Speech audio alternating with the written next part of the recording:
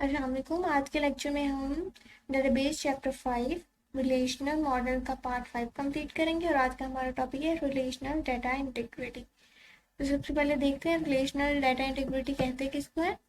Data integrity का word हम पीछे भी बहुत दफ़ा पढ़ चुके हैं, हमें अच्छी तरह से अब आइडिया हो गया कि डाटा इंटीग्रिटी किसको कहते हैं। डेफिनेशन की हद तक भी all know that what is data integrity. आज के लेक्चर में हम थोड़ा डेप्थ में देखेंगे कि डाटा इंटीग्रिटी की फर्दर कैटेगरीज कौन कौन सी हैं और कैसे आप अपनी डेटाबेस में डाटा इंटीग्रिटी को अचीव कर सकते हैं। ठीक है, तो सबसे पहले हमारे पास डेफिनेशन है डाटा इंटीग्रिटी की। Data integrity means reliability and accuracy of data, यानी कि जितना भी आपकी डेटाबेस में डाटा मौजूद है वो सारे के सारे रिलायबल है, ट्रस्टेबल है और एक्यूरेट है, एरर फ्री है, उसमें किसी भी किस्म की गलती की गुंजाइश नहीं है। Integrity rules are design to keep data consistent and correct. और ये रूल्स इंटीग्रिटी रूल्स किस लिए हम डिज़ाइन करते हैं, ताकि हमारी डेटाबेस के अंदर जितना भी डाटा ऐड हो रहा है, ठीक है, वो सारे का सारा करेक्ट हो और कंसिस्टेंट हो। कंसिस्टेंट से मुराद है कि कहीं भी अगर हम कोई चेंजिंग वगैरह कर रहे हैं तो वो डाटा जहाँ जहाँ यूज़ हो रहा है हर जगह वो चेंज फ्लोट हो, ये ना हो कि कहीं पे वो चेंज मिस हो जाए। ठीक है, तो हमारा डाटा जो है वो अनकंसिस्टेंट ना हो जाए कहीं पे। These rules act like a check on the incoming data। ठीक है, डाटा इंटीग्रिटी में हम यही करते हैं ना बेसिकली, तो अपने डेटाबेस के ऊपर डिफरेंट रूल्स इंप्लीमेंट करते हैं। तो ये जितने भी रूल्स हम लगाते हैं, जितना भी नया डाटा डेटाबेस में एंटर हो रहा होता है, वो सारे का सारा डाटा इन रूल से पास होने के बाद डेटाबेस में स्टोर होता है। ठीक है, तो ये जो रूल्स है ये बिल्कुल चेक या गेट की तरह हमारे इनकमिंग डाटा के ऊपर एक्ट करते हैं। ठीक है, जो भी इनकमिंग डाटा होगा पहले उसको चेक किया जाएगा उन रूल्स के अकॉर्डिंग, अगर वो सेटिस्फाई करेंगे उन रूल को तो वो हमारी डेटाबेस में स्टोर होगा, अदरवाइज वो स्टोर नहीं होगा। यहाँ पे नाम इसको रिलेशनल डाटा इंटीग्रिटी इसलिए दिया गया है क्योंकि हम टेबल्स के अंदर हमारा सारे का सारा डाटा स्टोर है, जिसको हम रिलेशन भी कहते हैं, और हम टेबल्स के अंदर जितना भी डाटा उस पर इंटीग्रिटी अचीव करने वाले हैं, इसलिए इसका पूरा नाम हो गया हमारे पास रिलेशनल डाटा इंटीग्रिटी। यहाँ पे सिंपल सी एग्जांपल दी हुई है सिंपल डाटा इंटीग्रिटी की। फॉर एग्जांपल हमारे पास ये टेबल है एक स्टूडेंट का। ठीक है, स्टूडेंट एंटिटी है जिसका हमने टेबल बनाया है, इसमें एट्रीब्यूट्स है रोल नंबर, नेम, क्लास और ग्रेड। यहाँ पे एग्जांपल में क्या कहा जा रहा है, if the grade of a student can be from A to F, the database should not accept any other value. यहाँ पे क्या बात की जा रही है कि अगर ग्रेड के अंदर हमने रूल डिफाइन कर दिया है कि इसमें ग्रेड मैक्सिमम आपके कहाँ से कहाँ तक होते हैं, ए से एफ तक की होते हैं ना मैक्सिमम, अब फेल से नीचे तो कोई ग्रेड नहीं होता। ठीक है, तो हमने यहाँ पे रूल डिफाइन किया होगा कि हमारा ग्रेड ए से एफ तक हो सकता है, इसके अलावा कोई अंदर वैल्यू नहीं आ सकती। तो यहाँ पे अगर कोई और गलत वैल्यू एंटर की जाएगी तो वो रॉन्ग होगी, हमारी डेटाबेस उसको एक्सेप्ट नहीं करेगी अगर हमने उस पे डाटा इंटीग्रिटी रूल्स लगाए हुए हैं। तो अगर नहीं लगाए तो फिर हमारा डाटा गलत हो जाएगा। जैसे यहाँ पे टेबल में मैंने यहाँ पे ग्रेड जी लिख दिया, ये गलत है, इस किस्म का डाटा हमारी डेटाबेस एक्सेप्ट नहीं करेगी अगर हमने प्रॉपरली इंटीग्रिटी रूल्स इम्प्लीमेंट किए हैं। ठीक है, आगे हमारे पास categories of data integrity. Basically हमारे पास तीन कैटेगरीज हैं डाटा इंटीग्रिटी की। फर्स्ट है एंटिटी इंटीग्रिटी, डोमेन इंटीग्रिटी और रेफरेंशियल इंटीग्रिटी। ये डिफरेंट लेवल्स पे आपके डाटा को कंसिस्टेंट और एक्यूरेट बनाने के लिए इनकी डिफरेंट कैटेगरीज बनाई गई है। वन बाय वन हम देखते हैं, आपको सारी समझ आ जाएंगी इंशाल्लाह।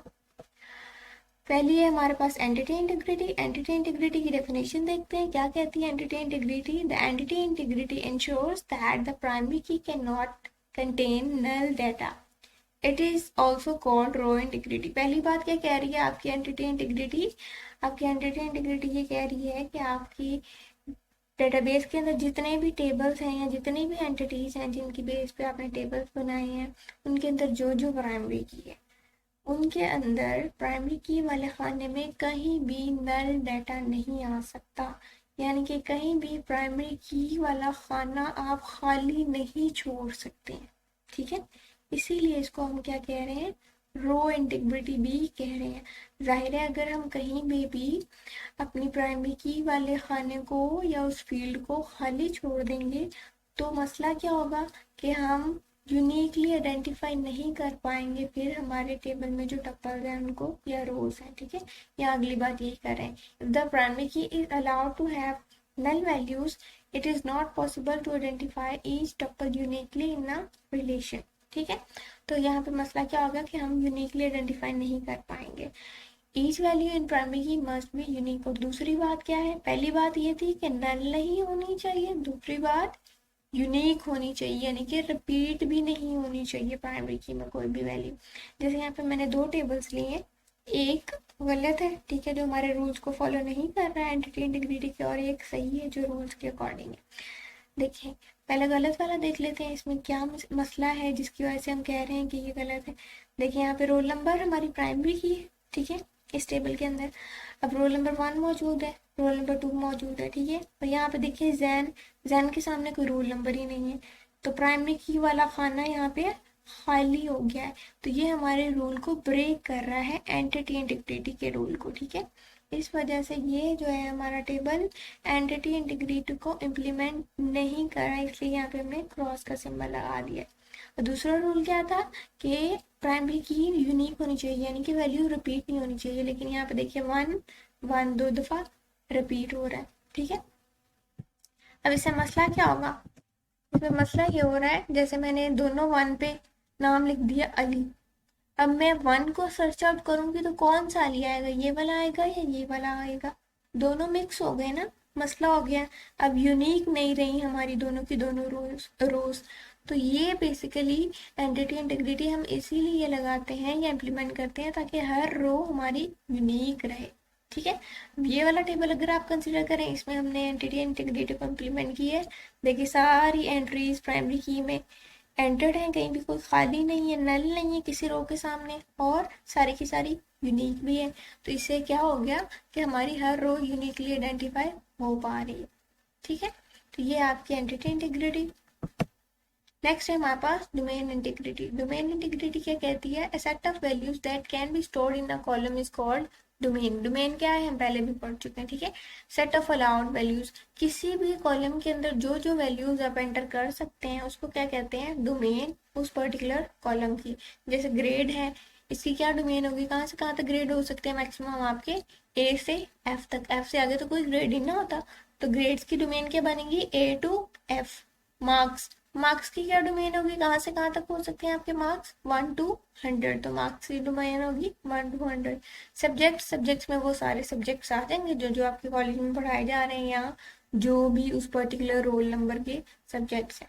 रोल नंबर, रोल नंबर में वो तमाम रोल नंबर आ जाएंगे जो आपकी क्लास या कॉलेज में स्टूडेंट्स को अलॉट किए गए हैं।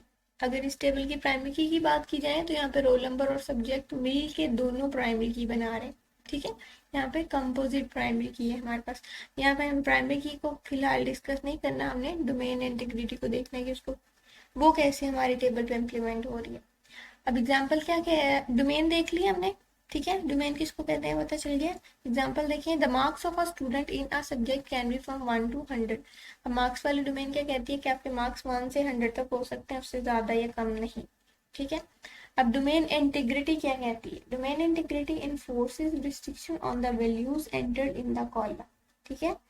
ये किस पे रिस्ट्रिक्शन लगाती है, इन वैल्यूज पे, ये जो वैल्यूज हम एंटर कर रहे हैं ना टेबल के अंदर, इन पे ये रिस्ट्रिक्शन लगाती है।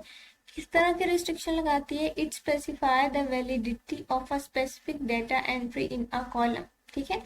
तो जो भी वैल्यू हम हर खाने में एंटर कर रहे हैं, डोमेन इंटीग्रिटी आपकी जो है वो ये कहती है कि जो वैल्यू आप नई एंटर कर रहे हैं वो उसकी डोमेन में से होनी चाहिए, उसकी डोमेन से बाहर ना हो, या जो डेटा टाइप आपने इसकी डिफाइन की है उसमें से हो, उससे बाहर ना हो, ठीक है।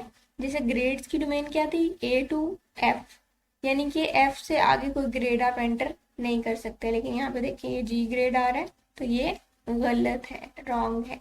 अब मार्क्स की बात करें तो मार्क्स मैक्सिमम कहाँ से कहाँ तक हमने डिफाइन किया, क्या डोमेन इसकी बताइए, 1 से 100, लेकिन यहाँ पे क्या आ रहे हैं देखिए 101 आ रही है, गलत हो गया, यानी कि डोमेन इंटीग्रिटी को इम्प्लीमेंट नहीं कर रहा। यहाँ पे देखिए, यहाँ पे डेटा टाइप से रिलेटेड थोड़ा सा आपको बताया गया है। रोल नंबर का कॉलम है, इसमें रोल नंबर एंटर किए हुए हैं, देखिए 111, लिखा तो ये भी 1 है, लेकिन यहाँ पे मसला क्या आया कि इस रोल नंबर 1 की डाटा टाइप क्या बन रही है, इंटीजर, और इस रोल नंबर की डाटा टाइप क्या बनेगी, कैरेक्टर या स्ट्रिंग बन रही होगी। ठीक है, तो यहाँ पे क्या गलती है, यहाँ पे मिस्टेक है हमारे पास डाटा टाइप की। इस पर्टिकुलर एट्रीब्यूट की जो टाइप हमने टेबल में डिफाइन की है उसके अकॉर्डिंग वैल्यू एंटर नहीं की। ठीक है, तो यानी कि जो डाटा टाइप डिफाइन की है वैल्यू भी उसके अकॉर्डिंग होनी चाहिए, और जो हमने डोमेन बताई है जो वैल्यू एंटर कर रहे हैं वो भी उसके अंदर अंदर होनी चाहिए, उससे बाहर नहीं होनी चाहिए। ठीक है, तो यहाँ पे ये कुछ मिस्टेक्स मैंने खुद ऐड की हैं ताकि आपको समझ आ जाए। ठीक है, अगर हम टेबल पे डोमेन इंटीग्रिटी इंप्लीमेंट करेंगे तो ये वाली मिस्टेक्स हमारे पास नहीं आएंगी। अगर हम जी एंटर करने की कोशिश करेंगे तो हमारा टेबल जो है वो ये डाटा नहीं एक्सेप्ट करेगा, एरर का मैसेज देगा। इसी तरह 101 भी वो नहीं लेगा, वो एरर मैसेज आपको डिस्प्ले कराएगा। नेक्स्ट जो हमारे पास लास्ट है इंटीग्रिटी की कैटेगरी, वो है रेफरेंशियल इंटीग्रिटी। डेफिनेशन देखते हैं सबसे पहले। It preserve the defined relationship between tables when record are added और deleted. It ensures that the key values are consistent across the table. अच्छा, इसमें क्या करना है, प्रिजर्व करना है डिफाइंड रिलेशनशिप। रिलेशनशिप किस तरह का, प्राइमरी की और फॉरेन की, हमने ये पढ़ा था पिछले लेक्चर में। ठीक है, तो हमें पता था कि प्राइमरी की क्या है हमारे टेबल में और फॉरेन की क्या है। तो इनके दरमियान ये जो रिलेशनशिप बनता है प्राइमरी की और फॉरेन की का दो टेबल्स के दरमियान, उसको प्रिजर्व करना है आपकी रेफरेंशियल की ने, या उसको मेंटेन करना है आप कह लें। ठीक है, और ये इंश्योर करना है, ये यकीन दिलाना है कि दोनों टेबल में जो डाटा है या जो वैल्यूज हैं वो कंसिस्टेंट है। ये नहीं है कि एक टेबल में कोई हमने चेंजिंग कर दी और दूसरे में वही पुरानी चीज पड़ी हो। ठीक है, a value cannot be inserted in foreign key if it has no corresponding value in primary key field of the table। ठीक है, अब रेफरेंशियल इंटीग्रिटी क्या कहती है हमें, रेफरेंशियल इंटीग्रिटी हमें ये कहती है कि आप फॉरेन की वाले कॉलम में कोई भी ऐसी वैल्यू एंटर नहीं कर सकते जो प्राइमरी की वाले कॉलम में मौजूद नहीं है। फॉरेन की और प्राइमरी की का कॉन्सेप्ट तो आई होप आपको क्लियर होगा, क्योंकि हमने वो लास्ट लेक्चर में कवर कर लिया। जिन लोगों को थोड़ा भी मसला है तो वो कीज वाले लेक्चर में जाकर उसको एक दफा रिवाइज कर लें, फिर इस टॉपिक को पढ़ें। ठीक है, तो ये हमारे पास एक टेबल है जिसमें प्राइमरी की है रोल नंबर, ये हमारे पास एक टेबल है जिसमें फॉरेन की है हमारा रोल नंबर, क्योंकि ये रोल नंबर इस टेबल में एज प्राइमरी की यूज हो रहा है। तो डेफिनेशन के अकॉर्डिंग फॉरेन की हम उसको कह रहे थे जो किसी दूसरे टेबल में एज प्राइमरी की के तौर पर इस्तेमाल हो रहा है। और इस टेबल की प्राइमरी की बात करें तो रोल नंबर और सब्जेक्ट मिल के इसकी प्राइमरी की बन रहे हैं। ठीक है, अब डिफरेंशियल इंटीग्रिटी पे बात करते हैं। डिफरेंशियल इंटीग्रिटी हमें ये कहती है कि ये जो फॉरेन की वाला आपका खाना है इसमें आप कोई भी ऐसी वैल्यू नहीं लिखोगे, ऐसा रोल नंबर नहीं लिखोगे जो इधर मौजूद ना हो। ठीक है, तो इधर जो भी रोल नंबर आएंगे उनका यहाँ मौजूद होना जरूरी है। अगर यहाँ कोई ऐसा रोल नंबर है जो यहाँ नहीं है और यहाँ मौजूद है तो वो गलत है, वो हमारी रेफरेंशियल इंटीग्रिटी के रूल को ब्रेक कर रहा है। इसकी वजह से हमारा डाटा इनकंसिस्टेंट हो सकता है। ठीक है, डाटा में प्रॉब्लम आ सकती है। जैसे कि यहाँ पे आपको टेबल में मौजूद नजर आ रहा होगा, मैंने यहाँ पे लास्ट लाइन में क्रॉस का सिंबल लगाया है। क्यों, क्योंकि इसका रोल नंबर देखिए क्या है, 4। अब यहाँ पे जाके मैच करें, यहाँ पे रोल नंबर 4 है, नहीं है, तो यानी कि ये एंट्री गलत है। ये हमारे पास रोल नंबर 4 नहीं आ रहा, आ सकता है यहाँ पे, ये हमारे रूल के अगेंस्ट है। ठीक है, अगर आपने रेफरेंशियल इंटीग्रिटी इंप्लीमेंट की है तो रोल नंबर 4 यहाँ पे एंटर नहीं हो सकता। रोल नंबर 1 देखें यहाँ मौजूद है, 2 देखें यहाँ मौजूद है, 3 देखें यहाँ पे मौजूद है। यहाँ पे जितनी भी वैल्यूज आएंगी वो यहाँ मौजूद होंगी। ठीक है, और यहाँ पे अगर हम किसी वैल्यू को चेंज कर रहे हैं तो ऑटोमेटिकली यहाँ भी चेंज हो जाएगा। अगर यहाँ पे हम रोल नंबर 1 को 5 के साथ चेंज कर देते हैं, ठीक है, या इसका नेम चेंज कर देते हैं, इसकी क्लास चेंज कर देते हैं, तो इसके अकॉर्डिंग यहाँ पे भी सारी चेंजिंग ऑटोमेटिकली फ्लोट हो जाएंगी। ठीक है, ताकि हमारे सारे का सारा डाटा कंसिस्टेंट रहे और जो हमारा रिलेशनशिप है वो सारे का सारा जो है वो प्रिजर्व रहे, कंसिस्टेंट रहे, एक्यूरेट रहे। कोई भी डाटा में प्रॉब्लम या इनकन्सिस्टेंसी ना आए। ये थी हमारे पास data relational data integrity constraints. ठीक है, आई होप आपको समझ आ गया होगा। आई होप आपको आज का लेक्चर समझ में आ गया होगा। वीडियो को लाइक करें और चैनल को सब्सक्राइब करें। Thank you.